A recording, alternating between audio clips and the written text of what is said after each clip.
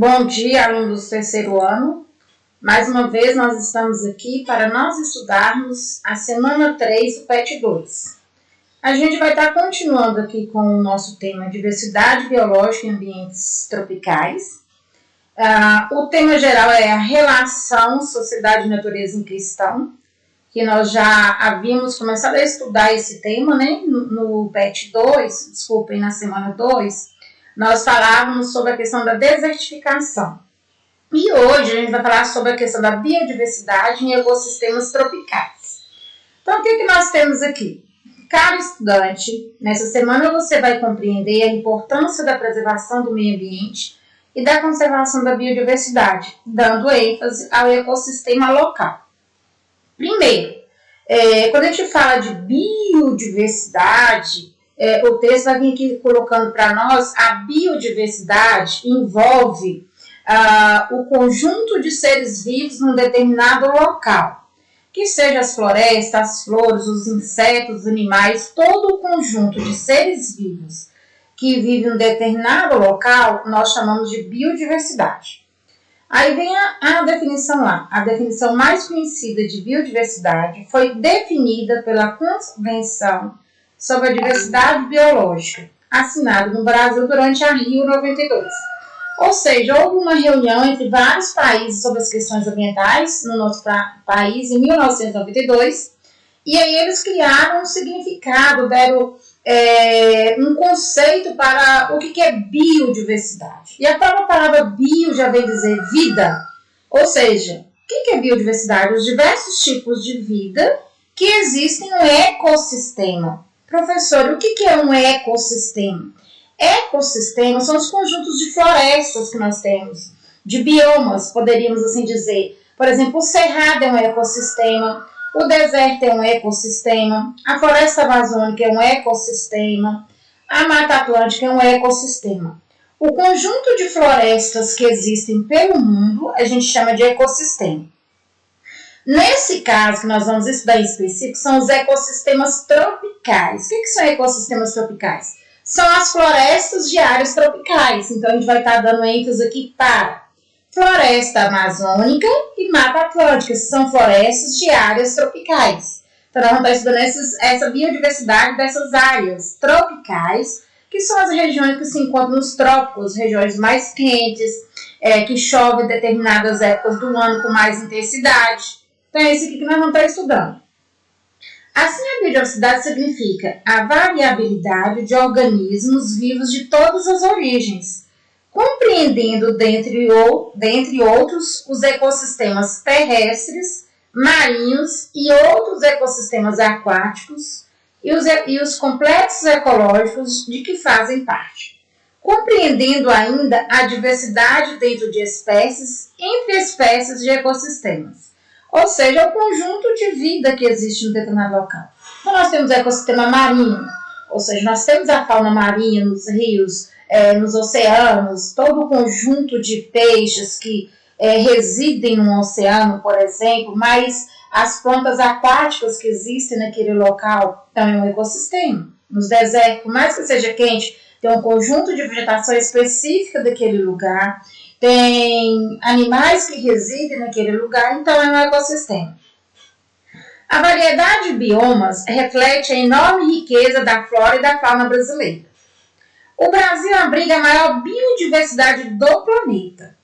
Esta abundante variedade de vida, que se traduz em mais de 20% do número total de espécies da Terra, eleva o Brasil ao posto de principal nação entre os 17 países megadiversos ou de maior biodiversidade. Ou seja, ao juntar, nós temos diversos tipos de biomas no nosso país. Nós temos o cerrado, nós temos a Mata Atlântica, floresta amazônica, a gente tem a caatinga, tem os manguezais, todos são biomas que eu estou citando aqui para vocês. Ou seja, quando a gente junta todos esses tipos de ecossistemas, de biomas que existem no nosso país, nós ficamos em primeiro lugar entre os maiores países do mundo com uma rica biodiversidade. Diversos tipos de animais e plantas diferenciadas, principalmente em função da Mata Atlântica e da Floresta Amazônica. que são as mais ricas em diversos tipos de animais, floras e vegetais. Então, juntando só a nossa floresta amazônica e a Mata Atlântica, a gente já fica com um poço bem elevado em relação à diversidade de espécies que a gente tem no nosso país. Aí vem.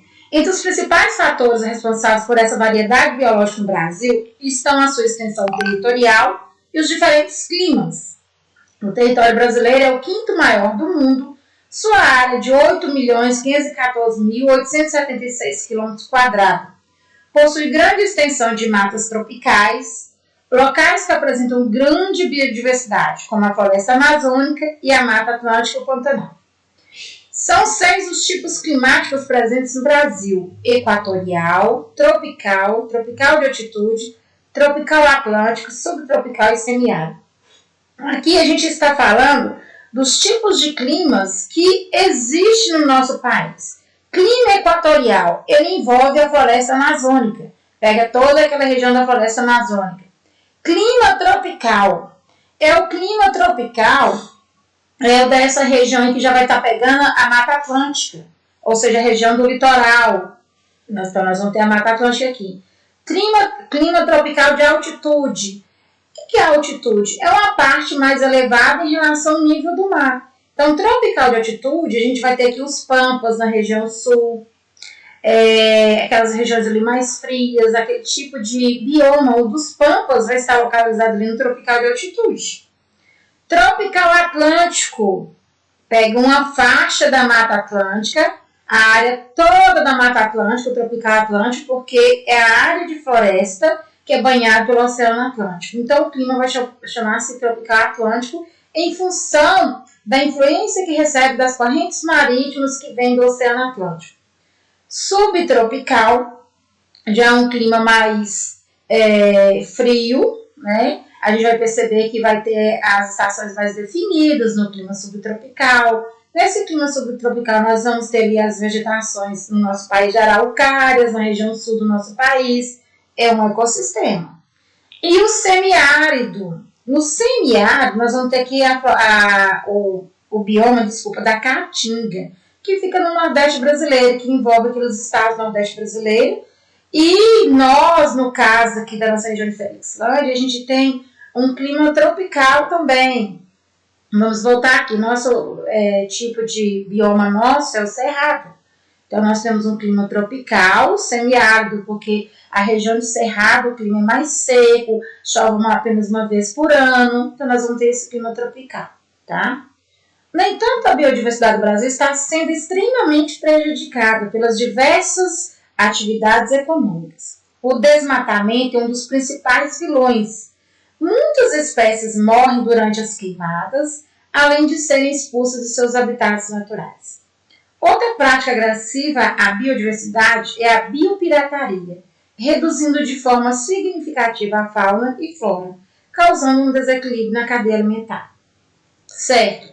Primeiro, o que está acontecendo com a nossa biodiversidade? A gente vive um momento no país, nos últimos 2 anos, foi a época em que o nosso país mais sofreu com desmatamento. E desmatamento de maneira ilegal e de lei. Uma das regiões que hoje vem sofrendo bastante com esse desmatamento, que a gente vê passando constantemente na televisão, é a região norte do nosso país, que envolve a floresta amazônica. Então, ali tem diversas madeireiras, né? Pessoas que vão lá, destroem essas árvores, né? Ou seja, desmata tanto para vender essa madeira de lei, e ali deixa aquele terreno à mercê, ou seja, a partir do momento que você desmata uma área e que o sol incide diretamente naquele solo, que ali também é um ecossistema, em que tem uns micro-organismos que vivem naquele solo, aquela região vai ficar desertificada.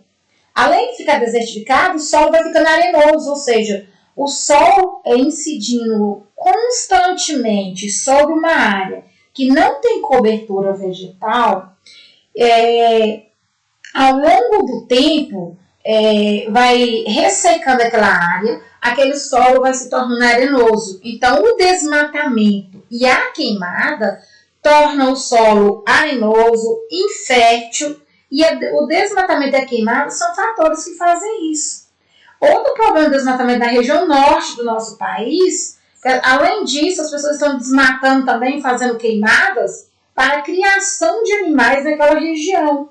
E outro problema que a gente percebe, os animais morrem, eles fogem, perdem seu habitat natural no processo de queimadas, no processo de desmatar essas áreas. Um outro problema é a biopirataria. Biopirataria. Pirataria significa a mesma coisa que roubo das espécies, da vida. Então, essa região norte, nosso do Cerrado também, constantemente, as pessoas estão retirando animais, aves nativas daquele local e vendendo até exportando para fora do país, que é o que a gente chama de biopirataria.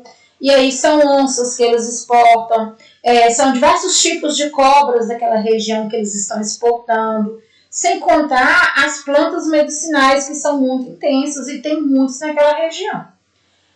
Nós estamos dando um enfoque aqui a região da floresta amazônica, mas a nossa Mata Atlântica ela foi muito devastada quando os portugueses chegaram no nosso país. A nossa Mata Atlântica, que está ali na região do Tropical Atlântico Clima, né, no litoral, envolvendo bem a área do litoral, pega a região de São Paulo, Rio de Janeiro, toda aquela região ali e um pedaço do Nordeste.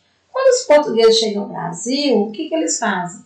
Eles desmatam a árvore principal de lei que nós tínhamos até então, que eles conheciam, que nós temos muitas árvores boas e de lei que a gente fala assim, árvores que são centenárias, árvores que o material dela é muito bom para a produção de móveis. Né? E aí, com essa derrubada desse pau-brasil, eles começaram a exportar, vender esse pau-brasil. A partir do momento que eles exportaram, o pau-brasil é uma árvore nativa da Mata Atlântica. Eles começaram a cultivar cana-de-açúcar, a criação do gado. Então, assim, a região da Mata Atlântica foi muito destruída no período da colonização do nosso país. E sofre até hoje. Hoje, principalmente com a biopirataria desses animais também, né? Tanto da onça, dos micos leões dourados, das aves, dos tucanos, que a gente encontra tanto ali na região da Mata Atlântica quanto da floresta amazônica. Alguns animais são específicos de determinadas biomas, outros de determinados outros biomas, né? Tem até um filme muito interessante, um filme aparentemente infantil, o Rio, mas o Rio conta essa história toda da luta que a gente vê das aves, da arara, dos tucanos, parte dos animais como um todo, das aves, desculpa, mas especificamente ali das araras, né? E vem contar essa história da biopirataria, retrata essa história da biopirataria. Então, a gente vem mostrar isso aqui, o quanto que vem sofrendo. Como a gente está falando de ecossistemas brasileiros, a gente pode dar um enfoque para o nosso cerrado, do qual a nossa cidade de Felixlândia está inserida. O nosso cerrado brasileiro, ao longo dos 30 anos, vem sofrendo um desmatamento muito intenso. A princípio, os grandes desmatamentos que ocorreram na região do cerrado, muito no início da década de 50, 60, e foi perdurando até os anos 90, as próprias populações locais começaram a cortar o cerrado e vender para as grandes siderúrgicas, para fazer o carvão. Porém, essas siderúrgicas começaram a ver como que era lucrativo essa região de cerrado. O que eles começaram a fazer? Comprar terrenos nas regiões de cerrado e começaram a fazer reflorestamento, a grande maioria. Então, hoje, na nossa região de Felixlândia, a gente tem várias áreas de reflorestamento de eucalipto, em alguns lugares são pinho, porque eles perceberam e retirou toda a árvore, toda a floresta nativa, no caso, que a gente tem infinidade de plantas nativas da nossa região de cerrado, o piquezeiro, o barba-timão, a cagaiteira, os cajuís, que é esse pé de caju pequenininho que dá nativo no mato, o araticum, diversas plantas, né? Árvores nativas do nosso cerrado. E aí eles retiraram essa cobertura vegetal e agora eles trabalham com reflorestamento. O que ocorreu? Diversas espécies do nosso cerrado desapareceram, como o veado a gente quase não vê, né? As onças, cobras, papagaios, o famoso pássaro preto quase não se vê mais, porque essas espécies foram ficando extintas, já que não tinha um local para sobreviver. Hoje o nosso cerrado ele sofre com uma seca muito intensa, e para quem não sabe, o cerrado brasileiro é conhecido como a maior caixa d'água nacional. O que é caixa d'água nacional? no subsolo do nosso Cerrado brasileiro, pelo fato do Cerrado brasileiro ser um solo arenoso, ele consegue absorver muita quantidade de água da chuva. Isso quando tem cobertura vegetal. Tá? Ao absorver, ele acumula essa água. Então, o nosso Cerrado brasileiro, que pega desde a região centro-oeste, vem para Minas Gerais, envolvendo a região de Brasília, Tocantins, ali, Goiás, Mato Grosso, forma um grande lençol d'água, um grande acúmulo de água no subsolo. Isso é muito bom para nós. Porém, com esse desmatamento intenso que está ocorrendo no nosso Cerrado brasileiro, há uma preocupação muito grande, porque diversos rios dessas nossas regiões, eles já vêm sendo prejudicados. Então, há uma preocupação muito grande com isso. Uma outra questão também, que o nosso Cerrado brasileiro, ele vem sofrendo em função também do desmatamento das grandes empresas agropecuárias, criações de animais em grande para corte, produção de leite, e também para a produção de alimentos em grandes fazendas de monoculturas produzindo diversos tipos de alimentos, principalmente como soja, milho e café. Então, a gente vem sofrendo muito com isso aí também. Então, vocês vão dar uma lida. Eu postei 2 vídeos para vocês, para estar ajudando. Esse documentário, Sou #Amazônia, Olhar a Biodiversidade, vai ser postado tanto no grupo do WhatsApp aqui no Conexão Escola. Vocês deem uma assistida nele, vai estar por dentro do que vem acontecendo e é um retrato da floresta amazônica, tá? E aí vem as atividades aí, ó. Sobre a biodiversidade brasileira, é incorreto afirmar. Incorreto é que é errado, tá, gente? Então vocês prestem bastante atenção para eu estar resolvendo. No 5º horário, quando terminar o 5º horário, eu irei disponibilizar no formulário todas essas perguntas que estão aqui, elas estarão no formulário. Vocês irão assistir os vídeos, ler as perguntas, chegar, elas vão estar lá igual estão aqui, vocês irão marcar a resposta que vocês acharem que está correta. O Brasil detém a maior biodiversidade do planeta, abrigando 15% de todas as espécies conhecidas do mundo. Nós acabávamos de falar o quão rico é o nosso país em questão da biodiversidade. Voltando, biodiversidade envolve todos os seres vivos, desde plantas, animais, em uma determinada região. O país é um dos principais alvos da biopirataria, fato que contribui para a redução da biodiversidade nacional. Várias espécies de orquídeas, plantas, mamíferos e anfíbios, aves, répteis, entre outros organismos, podem ser encontrados no território brasileiro, que estamos falando de diversos tipos de espécies. A atividade econômica do Brasil não reduz a biodiversidade, visto que ela ocorre de forma sustentável, ou seja, não agride o meio ambiente. Então, só a forma como eu li, como eu estou explicando aqui para vocês, já dá para se entender como que é essa questão aqui, questão 2. O desmatamento é, sem dúvida, uma das maiores preocupações atuais da humanidade, pois o seu avanço poderá intensificar o processo de remoção da cobertura vegetal do planeta. Podemos indicar, como consequência do desmatamento, todas as alternativas a seguir, exceto, ou seja, todas as frases que estão escritas aqui vai ser uma consequência do desmatamento. 3 delas. Uma não faz parte do desmatamento. E aí, olha bem, podemos identificar como consequência. O que é consequência? Você desmatou uma determinada área, é ação. Desmatou, o que vai surgir depois? O que vai acontecer naquele local? Aí sim, isso é uma consequência, o que vai vir. Então, você desmatou, a pessoa desmatou aquela área, vai acontecer o aumento do efeito estufa, a diminuição da biodiversidade, a elevação desproporcional da umidade ou assoreamento dos rios e lagos. Então, qual dessas aqui que está relacionada ao desmatamento? Apenas uma não tem nada a ver com o desmatamento. Então, é isso aqui que vocês vão analisar. Efeito estufa, vocês se lembram lá do primeiro, mas vamos lá. Efeito estufa é o processo do nosso planeta aquecer em excesso.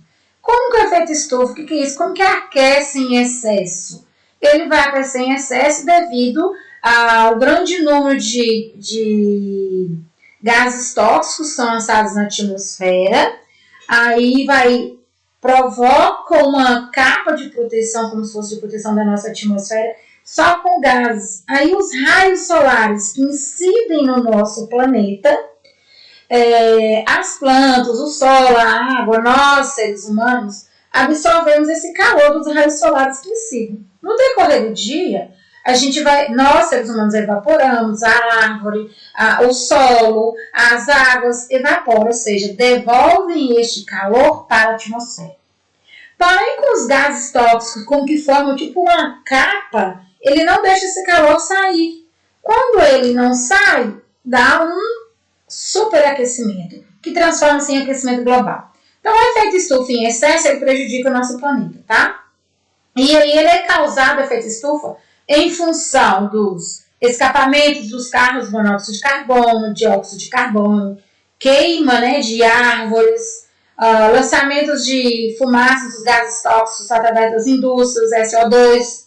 Então, tudo isso aqui é isso. Assoreamento, a palavra assoreamento, assorear significa encher de terras. Então, quando fala que está assoreado, significa que ele está enchendo de terra. A terra que se desprende das margens dos rios ou através das chuvas, dos terrenos que estão desmatados sem proteção, e essa água da chuva joga toda essa areia dentro dos rios, e os rios vão acabando com seu leito, eles vão ficando vazios, rasos, porque eles vão ficar assoreados. 3. Quais são as consequências da extinção de uma espécie sob o ponto de vista da biodiversidade? Ou seja, se de repente vou pegar uma espécie lá do animal, por exemplo, um tipo de onça, toda ela for extinta de um determinado lugar, vai ter alguma consequência? Qual seria a consequência? Para fazer essa atividade aqui, vocês terão que fazer uma pesquisa na internet. Não é ir lá no Braille e copiar a resposta que está lá, não. Tomem muito cuidado com as respostas do Braille, que lá são alunos como vocês que respondem, e respondem qualquer coisa que não tem nada a ver. Então, não vai naquela do Braille, não. Vamos no Google mesmo, em pesquisar mesmo, e ver o que é biodiversidade. Não vai lá já perguntar a resposta pronta, poder estar colocar, não. Eu tenho recebido a resposta do Braille, pelo amor de Deus, que os alunos colocam lá sem cabimento nenhum. Questão 4. A interferência do homem no meio ambiente tem feito com que as espécies de seres vivos desapareçam muito mais rapidamente do que em épocas anteriores.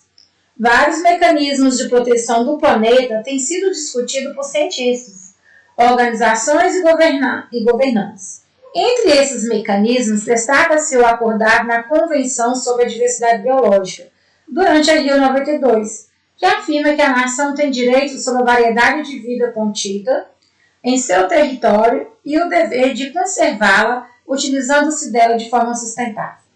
Olha o texto. A dificuldade encontrada pelo Brasil em seguir o acordo da Convenção sobre a Diversidade Biológica decorre, entre outros fatores, do fato de letra A. Extinção de várias espécies ter ocorrido em larga escala. Alta biodiversidade no país impedia sua conservação. Utilização de espécies nativas de forma sustentável ser utópica. Grande extensão de nosso território dificultar sua fiscalização. Então vamos lá. A interferência do homem no meio ambiente tem feito com que espécies de seres vivos desapareçam muito rapidamente do que em épocas anteriores. Vários mecanismos de proteção do planeta têm sido discutidos por cientistas, organizações e governantes. Entre esses mecanismos, destaca-se o acordo na Convenção sobre a Diversidade Biológica durante Rio 92. Mais uma vez, em 1992 foram assinados vários acordos de preservação, de intensificar as leis ambientais, as multas ambientais, né, que afirmam que a nação tem direito sobre a variedade de vida contida em seu território e o dever de conservá-la utilizando-se de forma sustentável. Ou seja, é nosso, é do nosso país. Então, nós temos que preservar, conservar, fiscalizar, denunciar as pessoas que estão desmatando ilegalmente, colocando fogo em áreas ilegalmente, fazendo a biopirataria de animais. E os nossos governantes, as leis ambientais, IBAMA, principalmente IBAMA, IEF, Instituto de Florestas, deverão estar fiscalizando essas áreas, para que diminua, evidentemente, o desmatamento das queimadas. A dificuldade encontrada pelo Brasil em seguir o acordo, qual a dificuldade para o Brasil conseguir seguir esse acordo, né? Da Convenção sobre a Biodiversidade Biológica? Extinção de várias espécies tem ocorrido em larga escala, alta biodiversidade no país impedia sua conservação, utilização de espécies nativas de forma sustentável e utópica, grande extensão de nosso território dificultar sua fiscalização. Daqui já dá para poder saber qual é, né? 5. Leia o texto abaixo e responda. A biodiversidade é um recurso das pessoas. Enquanto o mundo industrializado e as sociedades ricas voltam as costas para a biodiversidade, os povos no terceiro mundo, ou seja, os países em desenvolvimento, continuam dependendo dos recursos biológicos para sua alimentação e nutrição, para o cuidado com a saúde, para a energia, investimento e moradia. A biodiversidade não é, como a atmosfera ou os oceanos, um bem comum no sentido ecológico. Ela existe em países específicos e é usada por comunidades particulares. A biopirataria é o desvio ilegal das riquezas naturais, flora, água e fauna, e de conhecimento das populações tradicionais sobre a utilização destes. Em várias regiões da Amazônia, pesquisadores estrangeiros desembarcam com vistos de turistas, entram na floresta muitas vezes, infiltrando-se em comunidades tradicionais ou em áreas indígenas. Comunidades tradicionais, exemplo, os seringueiros na floresta amazônica, é uma comunidade tradicional, os ribeirinhos são as comunidades tradicionais. Por exemplo, na região do Cerrado, nós temos uma comunidade tradicional chamada de Geraizeiros, os quilombolas é uma comunidade tradicional. Estudam diferentes espécies vegetais ou animais com interesse para indústrias de remédios ou de cosméticos. Coletam exemplares e descobrem, com o auxílio dos povos habitantes da floresta, seus usos e aplicações. Após obter informações valiosas, voltam para seus países e utilizam as espécies do conhecimento das populações nativas para isolar os princípios ativos. Ao ser descoberto o princípio ativo, registram uma patente que lhes dá o direito de receber um valor a cada vez que aquele produto for comercializado. Vende o produto para o mundo todo e até mesmo para o próprio país de origem, cujas comunidades tradicionais já tinham conhecimento da sua utilização. Como assim, professora? Esses cientistas que pesquisam remédios, por exemplo, chega um determinado cientista na floresta amazônica, ele começa a se envolver com os povos indígenas, pegando amizade e tudo, e começa a descobrir as ervas medicinais que eles utilizam lá, ou que seja para gripe, para qualquer tipo de problema de saúde. E aí eles utilizam no dia a dia, como chás e tudo mais. Eles pegam aquilo ali e começam a estudar. Quando eles descobrem a eficácia, eles registram como eles que descobriram e começam a produzir em massa aquele remédio e ganhar o dinheiro daquilo. Sendo que aquilo ele roubou o conhecimento de uma comunidade tradicional, até a planta de um outro país. Isso é ilegal. Então, isso está errado. Então, eles fazem isso constantemente. E aí, em cima desse texto que nós vimos, vem aqui o que é biopirataria, quais são os usos da biodiversidade para a população tradicional, está aqui no texto. Qual é a importância para essas populações tradicionais? Entre elas, está aqui. Elas moram no local em moradia, elas vivem naquele local, elas se alimentam, o vestimenta, está tudo aqui no texto. Porque o conhecimento das populações tradicionais interessa às indústrias farmacêuticas e dos cosméticos. Os conhecimentos delas são imensos e curativos de fato. Haja vista, a maioria dos remédios que nós tomamos hoje em dia, todos eles, o princípio ativo é uma erva medicinal. Então, interessa muito, eles sabem o quanto que esses povos nativos, eles sobrevivem na floresta sem ir ao médico, sem ir a nada, e são curativos, e todos os remédios sobrevivem. A não ser quando são doenças assim que são importadas, entre aspas, ou seja, o homem branco, né? O homem civilizado, poderíamos dizer, leva essa doença para aquelas comunidades tradicionais. Mas as doenças que eles se mantêm, que existem entre eles, são curativos, eles conseguem tratar e sobreviver naquele local. Então, vocês façam, leiam, estudem, assistam o vídeo e resolvam essas atividades. Lembrando que, quando terminar o quinto horário, eu estarei disponibilizando o formulário da semana 3 e 4 junto para vocês. Espero que vocês tenham entendido. Eu estou à disposição para tirar qualquer dúvida e, assim que possível, vamos postar as respostas, né? A partir de hoje, à tarde, amanhã, vocês vão já postando as respostas.